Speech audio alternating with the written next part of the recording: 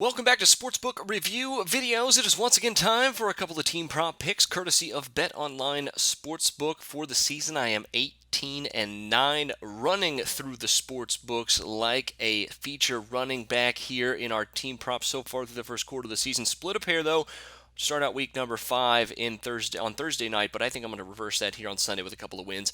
I'm going to start it off with the first one from BOL is the Titans and Dolphins over under 3.5 field goals. And I told myself starting off this week that I wasn't going to do a field goal. I wasn't going to do a field goal prop.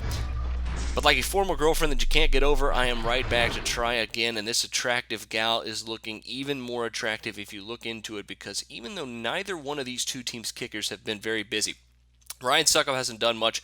Andrew Franks has been even worse so far in the amount of attempts that he's seen. But looking at the other side of it, the two things that attract me to this play is the first is that these two defenses have given up a ton of field goals. The Dolphins defense given up more field goal attempts than any team through 4 weeks, and the Titans right behind them tied for third here, allowing 9 field goals through the first, 12 field goal attempts through the first 4 weeks of the season.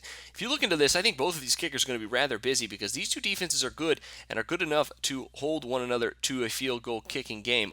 The other thing that really attracted me to this is at BetOnline, the over is plus 140. I think they're looking more into how many times these two kickers have kicked the ball, more so than how many field goals these defenses are giving up when they've posted that line.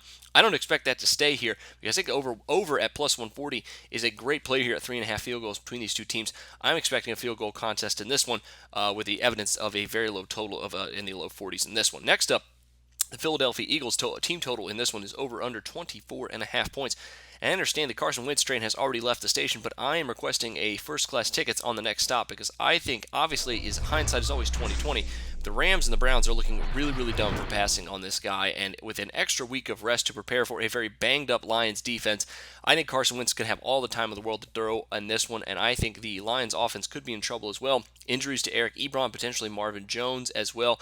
Their secondary is already not very good, and they have lost Ezekiel Ansah, DeAndre Levy, and Wallace Gilberry. Those are three very good pass rushers, especially the former two.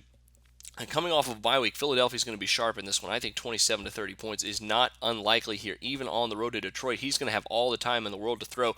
And the Lions offense stumbles here with all the injuries they've been facing here so far on offense this season. They could easily give Wentz and the Eagles offense chances here enough to score over 24.5 points. So take that minus 115. Those are your two team props for this week. Make sure you check out my player props as well. Not as successful over there, still over 500, making a slight profit on those as well. But until then, for Sportsbook Review, I'm Jordan Sharp. Research before you bet. Be sure to check out SBR Picks for the best game predictions, breakdowns, and much, much more.